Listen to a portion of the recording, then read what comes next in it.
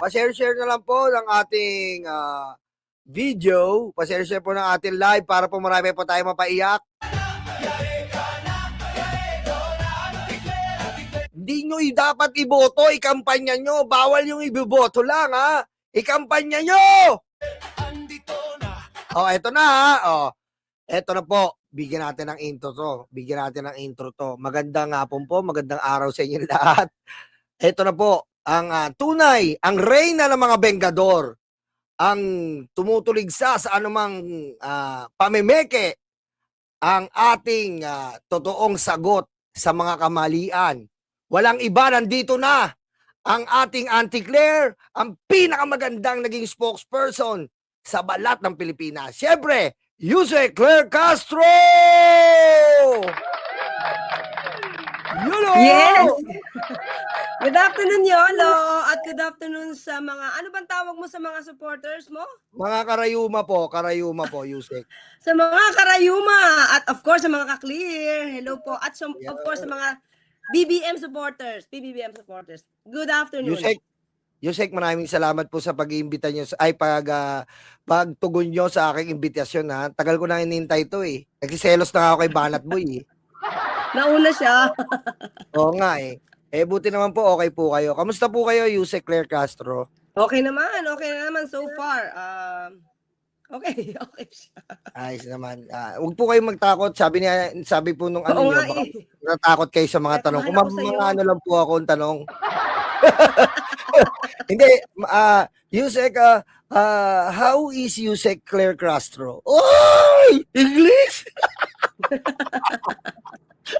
Kamusta po kayo, Yusek? Kamusta po ang pang-araw-araw nyo at paano nyo na-manage ang oras nyo? Dahil sa sobrang busy nyo araw-araw sa pagsagot, pagre-research at sa mga appointments na para po sa ating bansa. Actually, itong Sabado na to talaga dapat pahinga to, eh. Pero dahil sinabi nung Yolo, kung pwede ako mag-guest dito, instead na nanonood na lang muna ako ng Netflix, hindi ko inalintana ang aking pamamahinga. Kailangan nandito ako kay Yolo. Ay, maraming salamat po, Yusek, ha. Alam nyo, kasi po, kami po mga vlogger, gaya po nung sinabi ko sa inyo sa personal, nagpapasalamat kami sa inyo dahil kung wala po kayo, napakahirap po, no? Napakahirap mag-access sa katotohanan. Pero ngayon nga po, sa pangunguna nyo, bali, madali naming nabibigyan ng kahulugan, pakahulugan lahat dahil nga nandyan kayo. Di ba, Yusek? Thank you. At, opo, talaga nagpapasalamat po kami. Oo. Actually, Yolo, pag Sabado naman kasi, hindi talaga ako mahilig lumabas, eh. I mean, lumalabas na ako kung may kailangan lang mabili. Pero kung pwedeng hindi na ako yung lumabas, hindi ko masyadong gustong lumabas. Even before, wala pa ako sa palasyo, hindi ako masyadong mahilig sa lakad. Bahay lang. Mas mahilig sa marami na ako curious yung weekly nyo. Paano nyo po ba sinasagawa yung everyday nyo? Paano po ba yun? Marami kasi na curious. Ang dami na po talagang sumusunod sa inyo, Yusek, eh. Ang dami na ako curious. Paano po ba? Sa umaga? Oo, pag Monday, doon tayo sa Monday, kahit puyat na, di ba? Bakit tayo puyat? Kasi manonood ako sa mga vlogs ninyo, manonood ako sa mga news, sa mainstream, manonood ako sa mga nagba-viral. Magbabasa ako ng dyaryo kung meron akong kopya. After that, siguro ang tulog ko, the most, pinakamaaga, 3:30 na madaling araw. Tapos gising ng mga 5:30, o minsan wala. Pero ngayon nasa palasyo ko, nakakatulog pa ako, Yolo. Kasi nung trial lawyer ako, minsan may time na talagang walang tulog. As in wala. Kasi isang oras lang. Kasi gagawa ka ng pleading, eh. Gagawa ka ng pleading, the following morning, may hearing ka, hindi ka dapat malate. Tapos matatawag ka alas 11 na umaga. Ganon. So, ngayon, in a way, nakakatulog tayo kahit mga 2 o 3 oras. Tapos, sa umaga, minsan may interview. Tapos, merong meeting every 8 o'clock na umaga. After that, kung ano yung mga latest issues, mga maaaring maitanong, inaaral na namin yan.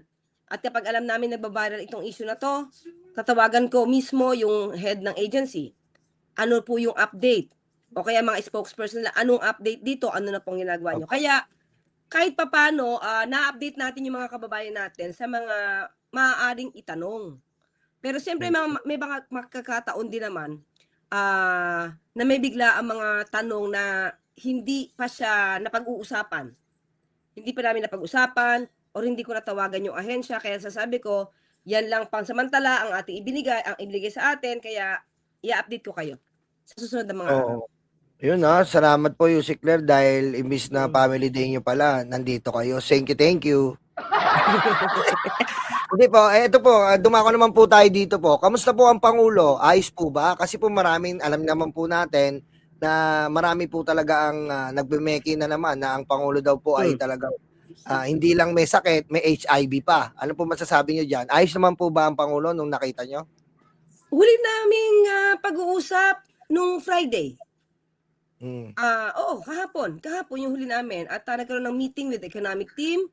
Hmm. Marami siyang gustong gawin, ipagawa at mas gustong tutukan ang mga trabaho. Hindi Opo. pwedeng ipaubaya lang na sige tapusin mo yan in a year. Hindi na pwede ganon. Ang gusto ng Opo. Pangulo, tutukan yan every 2 weeks, tingnan ang progress. Yung progreso ng proyekto para natututukan. Kasi pag di natututukan, baka magtulog-tulugan ulit or kaya medyo maghinay-hinay sila sa paggawa to the point na hindi tumama sa oras ang pagtapos ng mga proyekto. So, antabayanan po nila yan kasi nag-utos na po ang Pangulo. So, yung mga guidelines niyan ay ipapatapos lang para malaman kung kailan ipapatupad itong every 2 weeks na pagmamonitor sa mga proyekto. Yusek, kung one word, paano mo ma-describe si Pangulong Bongbong Marcos? Ngayon, masigla po siya. Nakakapagpatawa na. At yun nga, napansin niya na medyo namayat siya. Siyempre, 3 araw ba naman na soup diet siya. So, kaya nga siya nag-crave, di ba? Nag-crave nga siya, nananaginip na daw siya. So, medyo pumayat siya. Sabi ko nga kay Pangulo, hindi, siguro, sir, nakita mo lang yung namayat ka kasi katabi mo ko. Pati nga yung kaya nga po Yusik, pati yung boses nyo talagang dinadaysik ngayon ng mga kabayo, yung mga kabayo. Talaga? Sabi daw, AI daw, wala daw, tinagtatakpan mo daw ang Pangulo. Hindi ko maintindihan talaga sa ibang tao, no? Para lang makasira talaga, no? Well, anyway, Nyolo, at anong pangalan ulit? Karayuma. Mga kaibigan natin, Karayuma. Karayuma. Mga Karayuma at mga ka-clear. Clear. Nasa akin yung raw eh. Ako po yung kumuha. Sabi ko nga, ito gamit ko. Ito mismo yung gamit ko. So, kahit authenticate nila yan, kahit saan pa tayo dumaan dyan, kahit saan pa tayo makarating dyan, totoo po yon at wag po kayo maniwala sa mga nagmamagaling. Nagmamagalong. Nagmamagaling. Diba? Kasi wala sila doon sa harapan ng Pangulo, ako naman. So, ako na hindi teke, makakapagpa-AI pa ba ako? Saka, kaya nga eh. AI. Hayaan mo na sila, alam mo, yung mga dating... Parang binoise over nyo daw, parang binoise over. Kailan mo yung isip ng binoise over nyo daw? Parang voice over lang daw na tas AI yung gumaganon. Yan ang problema, di ba? Yung nagpapanggap na matalino. Ang daming theory. Oo. Ayun yun eh. Kasi nasa kasulat yan, ang nagpapanggap na matalino ay kabayo. At maliban doon, sila yung gumagawa na talaga ng fake news. Kaya, alam mo yon, para bang gusto man nilang magpakita na matalino sila, pero sila yung parang, hindi lang parang, sila yung nagiging bobo. Oo nga eh. Diba? Kasi, ano na lang, kung totoong AI yan, sila magpatunay na AI. Tama. Diba? Sila may nagbibintang. Ako, sabi natin, abogado pa yun ha, abogado pa yun. Abogado pa. Raw yung ating kinasakin yung raw. Kahit sabi ko nga, kahit nga pa-authenticate tong cellphone natin. Pero, since sila ang nagbibintang na AI yan, go ahead. Pumunta kayo sa kahit saan bansa kayo magpa-check kung AI yan. Go ahead. So, di kayo pwedeng magbintang lang nang wala kayong ebidensya. Sabi mo nga, abogado pa yung mga, abogado pa yung iilan dyan. So, bakit nawawala yung inyong mga yutak? Tama nga. Bumabagsak sa semento yung inyong mga yutak. At mukhang natapakan na ninyolo yung mga yutak ninyo. Tama nga. Alam mo, dapat nga, Yusik Claire, magpasalamat po sila sa inyo kasi kayo na lang po ang bubuhay sa pamilya nila. Totoo po yan. Kasi po, araw-araw, kinukontent po lahat ng sinasabi nyo. Wala kayong ginawang mabuti. Lahat masama.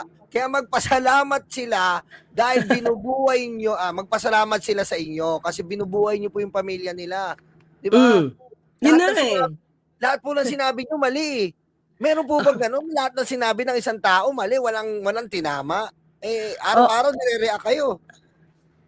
ganun ba? Pero kung wala akong tamang sinabi, bakit kaya yung mga sinabi natin nasa newspaper, Yes. nasa mga pahayagan, bakit Opo. kaya ninyo-news doon sa mainstream, Oh. 'di ba? So, kung sa mainstream makabuluhan yung mga sinasabi natin, pahayag ng palasyo at ang Tama. pahayag ng pangulo, so ano sila, 'di ba? Mm. Wala talagang yutak, nawala ang yutak. Oh, gatas na gatas kayo eh. Gatas na gatas Oh. eh. Eto pa, Yusik Claire, may regarding po dito rin po sa pamimeke ng medical records ng ating Hmm. Pangulo. Ano po ba ang aksyon na inaantay natin dito? Dahil napanood ko po kayo sa mga balita na kayo po ay nag-iintay na lamang ng mga aksyon na gagawin dito po sa St. Luke's Medical Record. Hmm. Hindi ko alam sa ngayon, Yolo, ang Opo. update, kung merong update. Alam ko, nakita kong may nakita akong interview na nagsasagawa na ng pag-iimbestiga ang NBI at ang Mm. PNP. So Opo. abangan na lang natin ang mga personalidad na maaaring maimbestigahan ng NBI at ng PNP. Kumilos na po sila. At ang gusto po natin sana, ang ating hiling, ay hindi lang ito. Hindi lang sana ito mga pagpe-fake news na ito. Ang Mm. kanilang imbestigahan, hindi lang yung medical records, kung hindi pati yung mga fake news na inilalabas patungkol sa Pangulo. Even before, pati sa ngayon, pati yung Mm. sinasabi nilang mga pagsisinungaling na Opo. nagmumula sa palasyo at mula sa Pangulo. Sana maimbestigahan po lahat ito ng PNP at ng NBI para matigil na po ito. Kasi wala na po silang ginawa kundi mameke ng mga balita para doon sa mga kababayan naman natin na hindi na inaalam, hindi na sila nagiging mapanuri. Mm. Minsan naniniwala sila, inosente yung mga ito eh, yung ibang mga kababayan natin na inosente, naniniwala sa mga ito dahil akala nila mga sinasabi ng mga fake news peddlers na to ay totoo. So ang nakakaawa dito yung mga kababayan natin na inosente at ang nakakaawa rin dito ay yung bayan na mismo natin dahil nakakaapekto to sa ekonomiya. Yung mga disinformation patungkol sa ekonomiya, kalusugan ng Pangulo, yan po ay hindi maganda sa bayan. Pero at tingin ko, Nyolo, sinasadya ito. Sinasadya Opo. ito ng mga destabilizers, saka ng mga obstructionists. Para kung humina man ang ekonomiya ng bansa, maliban siyempre, nandiyan na rin yung mga lindol, mga disaster na nangyari sa atin, mga natural na mga calamities na nangyari sa atin, na in a way, nakaapekto sa ekonomiya. Pero maliban dyan, mas inaano pa nila mas pinupush pa nila down ang ating ekonomiya dahil sa mga maling naratibo nila na nakakaapekto talaga sa ekonomiya. At iyan ang tingin ko na balak nila. Balak nila talagang gibain ang gobyernong ito ni Pangulo Marcos Jr. para mapakita nila, tignan nyo ang Pangulo. Tignan nyo. Dahil dito, ang ekonomiya natin hindi nagiging, di ba? Ayon sa kanila, hindi nagiging maganda. Eto nga Diba? opo, Factor tama. sila dyan. Factor. Kasi alam naman natin ganyan talaga gawain nila. Tsaka nakakatawa nga po yung binanggit nyo na nakaraan, nanonood ako sa interview nyo na miski sila alam pala nila isang kidney lang ang Pangulo, kundi ba naman sila tanga, no? Sila mismo, di ba, Diba? Yusek? Di ba? Sinabi nila, Mm. kung yung mga fake news na ito, sila naglagay doon, isang kidney na lang. Di ba? Ako Well, anyway, nababanggit sabi ko na, Yusek, ako babanggit. James Onsa, 1/4 ang baga mo. Okay, diretso mo. di ba? Diretso mo, diretso Di mo. ba? Hindi kasi, even before naman nasabi na ito ni Pangulo sa isang interview. Yes. Way back. At Mm-mm. naamin din ito ni Senator Amy sa isang interview din. Mm-mm. Di ba? So, paano yung mga fake news ninyo na may bisyo daw ang Ang Pangulo? Pangulo. Kung kinakailangan niya mag-ingat talaga dahil sa ganyan ang kanyang kondisyon, hindi ba naman kayo gumagamit ng inyong mga yutak talaga? Oo. Di ba? Sila mismo nakalagay doon sa St. Luke's na pineki nila para maging accurate. Napeke, Oo. Para maging accurate at mapaniwala yung tao, nilagay nila yung totoong isa na lang ang kidney ng Pangulo. Alam niyo naman pala isang kidney. Tapos pagbibintangan yung gumagamit ng droga. Di ba? Oo. At yun Napakahina nga, po. pinasinungalingan itong ginawa nilang, medical records ng St. Luke's mismo. Hindi ba kayo Oo, nakakahiya niyan? Nakakahiya talaga kayo, 'di ba? abot Para masira abot niyo lang yung pangulo at, mailuklok na, 'no, ang kanilang, pinupoon na si Vice Presidente, kahit anong oh, kwento gagawin. kaya nga, eh, grabe 'no?